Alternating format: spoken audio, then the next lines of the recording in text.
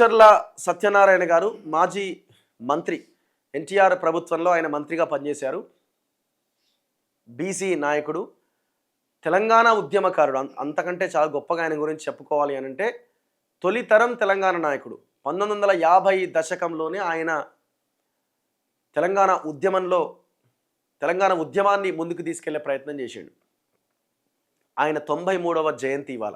So ఆయన జయంతిని ధిక్కార దినోత్సవంగా జరుపుకోవాలన్న ఒక డిమాండ్ని ప్రజా సంఘాలు, మేధావులంతా తెర మీదకి తీసుకొచ్చారు. రేవంత్ రెడ్డి ఆలోచించాలి మరి దీని మీద. ఇవాళ ఆయన పుట్టినరోజుని ధిక్కార దినోత్సవంగా ప్రకటించాలనే డిమాండ్ తెలంగాణ ప్రజానీకం వినిపిస్తున్నది. సో తెలంగాణ ఉద్యమంలో ఒక ఆయన సావునోటు తలకాయ పెట్టినా అంటాడు, ఒక ఆయన నేనే తెచ్చినా అంటాడు, ఒక ఆయన నేనే ఇచ్చినా అంటాడు. వీళ్ళందరూ ఎవరు తెచ్చినా ఎవరు ఇచ్చినా ఇంకేమన్నా చేయాలన్నా ఈ ఉద్యమానికి పునాది ఆనాటి నుంచే స్టార్ట్ అయింది. సో ఆ తొలితరం నాయకులని మనం మర్చిపోతున్నాం. అసలు తెలంగాణ రావాలి, తెలంగాణ విడగొట్టొద్దు, ఆంధ్రాతో కలపొద్దు అన్న మూమెంట్ దగ్గర నుంచి ఈ పోరాటం సాగింది. ఆ పోరాటంలో ముందుండి నడిపించిన ఆయన ఎవరు? ముచ్చర్ల సత్యనారాయణ గారు. ఆయన ఊరి పేరు ముచ్చర్ల, హన్మకొండ దగ్గర ఉంటుంది. ఆయన ఊరి పేరే ఇంటి పేరైంది. నిప్పులు చెరిగే స్వరం, జన కవన కాగడ తెలంగాణ వైతాళికుడు, మాజీ మంత్రివర్యులు స్వర్గీయ ముచ్చర్ల సత్తన్న గారి 93వ జయంతి సందర్భంగా ధిక్కార దినోత్సవం 21/1/2026 బుధవారం రోజున మధ్యాహ్నం 1 గంట నుంచి రాత్రి 10 గంటల వరకు. వేదిక రవీంద్ర భారతి, హైదరాబాద్, తెలంగాణ. సో ఆయన కుమారుడే పృథ్వీరాజ్ యాదవ్, సంగంరెడ్డి పృథ్వీరాజ్ యాదవ్ గారు వ్యవస్థాపక అధ్యక్షులు, తెలంగాణ క్రాంతి దళ్. సో చాలా ఆర్టికల్స్ వచ్చినాయి. అసలు చాలామంది వాళ్ళ యొక్క ఆలోచనలని రాసే ప్రయత్నం చేశారు. ఆయన గురించి చెప్పాలంటే ఒక్క చిన్న ఆనాడు వచ్చినటువంటి అంటే ఎందుకు ఆయన్ని ధిక్కార స్వరం అని పిలవాలనుకుంటున్నారు అని అంటే,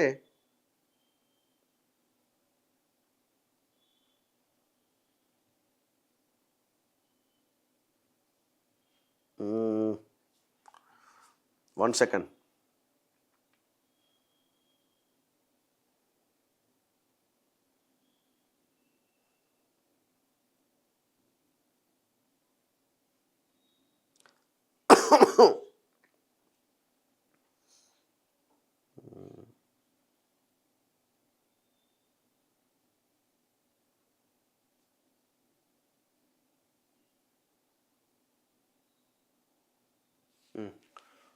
చాలా ఆర్టికల్స్ వచ్చినాయి, ఒకసారి చూద్దాం. నాకు అది దొరకట్లేదు. సో వీళ్ళందరూ ఇవాళ సమావేశానికి రాబోతున్నారట. చాలా పెద్ద ఎత్తున జరగబోతున్నది. మధ్యాహ్నం 1 గంటకు ఈ కార్యక్రమం ఉండబోతున్నది. ఆయన ధిక్కార కిరటం కాదు. ఎవరు రాసినారు ఇది? కందుకూరి రమేష్ బాబు. వారు ప్రశ్న కాదు, సమాధానం. ఆయనది ధిక్కారం కాదు, పరిష్కార వైఖరి. నిర్మాణాత్మకంగా పనిచేయడంలో ఎదురీదక తప్పని పరిస్థితిని అడుగడుగునా ఎదుర్కొని సదా చిత్తశుద్ధితో, ధైర్య సాహసాలతో ప్రజల పక్షం వహించిన యోధుడు ఆయన. వారి ఆత్మ కథ తెలంగాణకు దారిదీపం, రేపటి రోజుకి వైతాళికం. కానీ ఇప్పుడు ఈయనని గుర్తించే వాళ్ళు ఎంతమంది? అసలు ఈ రాజకీయ నాయకత్వం ఇప్పుడున్న పార్టీలు ఎవరైనా ఆయన గుర్తించే ప్రయత్నం చేసిరా? తొక్కిపెట్టేసినారు. కేసీఆర్ తొక్కిపెట్టిండు. ఇప్పుడున్న రేవంత్ రెడ్డి కూడా ఆయన గురించి గొప్పగా చేస్తున్నది కూడా ఏం లేదు. అసలు గుర్తుంచుకోవాల్సినది ఇట్లాంటి వాళ్ళని కదా.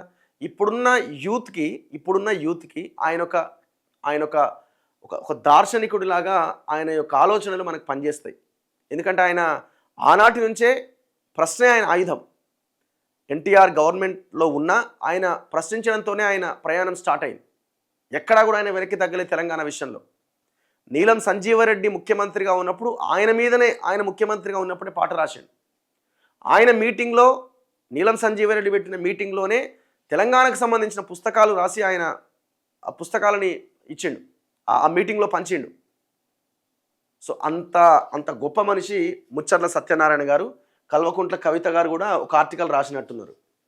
ఇక రాజకీయం ఇది ఏం లేదు.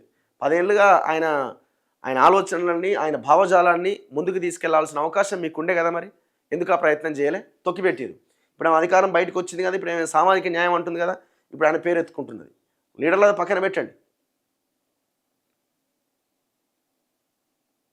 ఇగో ఆయన రాసింది, తెలంగాణ సోదరా తెలుసుకో నీ బ్రతుకు, మోసపోతివా నీవు గోసపడతావు, చావు బతుకుల మధ్య సాగుతున్నది నావ, ఏ దరికి చేర్చేనో సోదరా నీ నావ, ఆంధ్రులతో కలిసి నీ వడగంటి పోతావో, ప్రత్యేకమై ఉండి బతుకు సాగిస్తావో, ప్రతిభ చూపిస్తావు. తెలంగాణ సోదరా తెలుసుకో నీ బ్రతుకు, మోసపోతివ నీవు గోసపడతావు, ఎన్నెన్నో వాదాలు ఎనలేని హామీలు, అడగకున్నా మనకు ఆంధ్రులు ఇస్తున్నారు, చేతికి వచ్చేదాకా చేస్తారు దండాలు, చివరి నీ చేతికి చిప్పయే ఇస్తారు, ముక్కోటి బలగమని మోసగిస్తారు, మాతృభాష ఒకటంటూ మాయ చేస్తారు, స్వార్థానికి ఎంతైనా సంతోష పెడతారు, నక్కజిత్తుల నమ్మి చిక్కకోయి వలలోన, ఆనాడు మనవారు ఆపద పాలయ్యి ఆశ్రయమిమ్మంటూ ఆగాన పోయిన, పండుగని మనలని పిండినారేవారు, నైజాం మూర్ఖులని నవ్వినారే నాడు, ఆనాడు మాతృభాష అగుపించలేదేమి, ముక్కోటి బలగమంత ఒక్కటనలేదేమి, తెలంగాణ సోదరా తెలుసుకో నీ బ్రతుకు. ఇప్పటికి కూడా అదే పరిస్థితి, అదే పాట మనం కంటిన్యూగా పాడుకోవాల్సిన పరిస్థితి. సో ఆయన మన ముందు పెట్టినటువంటి ఆ భావజాలము, ఆ ధిక్కారపు ఆలోచన మనకు ఒక ఆయుధంగా ఉపయోగపడతాయి. ఇట్లాంటి వాళ్ళని మనం చాలా గొప్పగా వాళ్ళ ఆలోచనలను తీసుకెళ్లాల్సిన అవసరం ఉన్నది. ఇంకా చాలామంది రాసినారు. ఇగో దేవులపల్లి అమర్ గారు రాశారు, తెలంగాణ స్వర భాస్వరం ముచ్చర్ల సత్యనారాయణ, నారాయణగూడ చౌరస్తా కూతవేడు దూరంలో కాలువ పక్కన సాహితీ ప్రింటర్స్. సాయంత్రం అయిందంటే ఒక 10 మంది మేధావులు చేరి వాడి వేడి చర్చలు, అందులో ఒక ఆయన ఉన్నట్టుండి పాట ఎత్తుకుంటాడు అంతే, మిగతా అందరి మాటలు ఆగిపోతాయి ఆయన పాటలు పాడుకున్నంతసేపు. ఓ గంట పాటు కనీసం ఆయన స్వరమే వినిపిస్తుంది. తాను సొంతంగా రాసిన పాటలు పాడుతుంటాడా గాయకుడు, ఆయనే ముచ్చర్ల. సో చాలా అద్భుతమైన పాటలు ఉన్నాయి. అప్పట్లోనే ఆయన జై తెలంగాణ అనే పత్రికని ప్రారంభించి ముందుకు తీసుకెళ్లే ప్రయత్నం చేసిండు. నేను మాట్లాడుతున్నది 1950s 1960s గురించి. త్యాగం అంటే అది. ఇగో ఆంధ్ర ఆధిపత్యాన్ని ధిక్కరించిన ఆది కవి ముచ్చర్ల.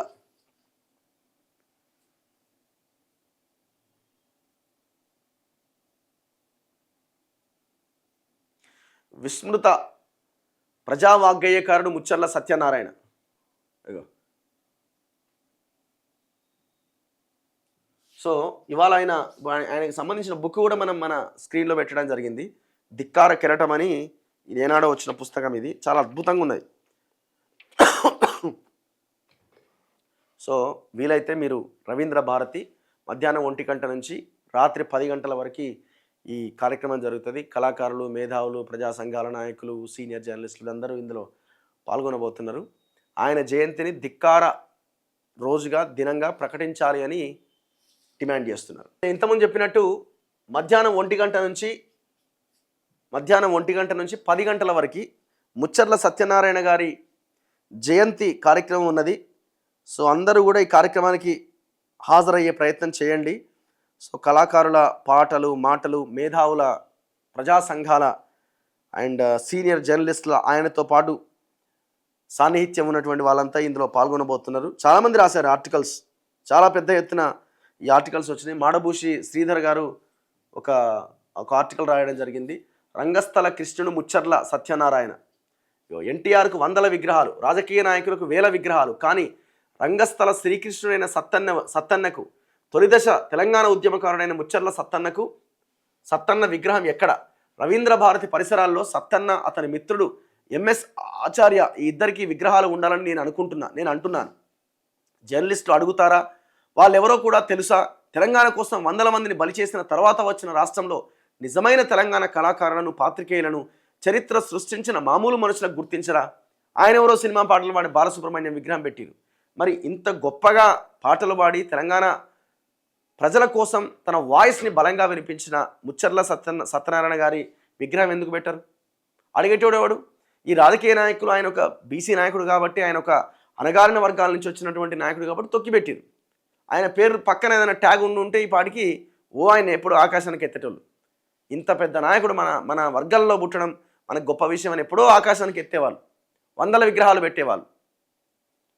అందుకే మనం మాట్లాడాలి ఇక్కడి నుంచి. అయినా ఇట్లాంటి చరిత్రని తెరమరుగు చేయాలనే ఆలోచన చేసి వాళ్ళని పక్కన పెట్టినటువంటి ఇట్లాంటి మహనీయులను మనం ముందుకు తీసుకురావాల్సిన అవసరం ఉన్నది. సో ఇవాళ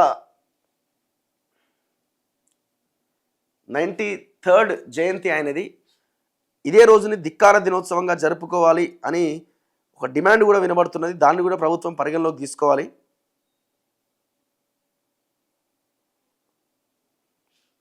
చూద్దాం ఏంటన్నది. మొత్తానికైతే ఈ మూమెంట్ చాలా బలంగా వస్తున్నది.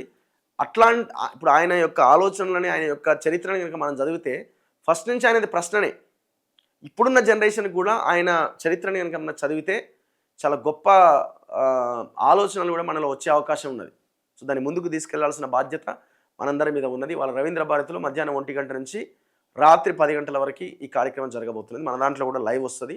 అందరూ చూసే ప్రయత్నం చేయండి రాని వాళ్ళు.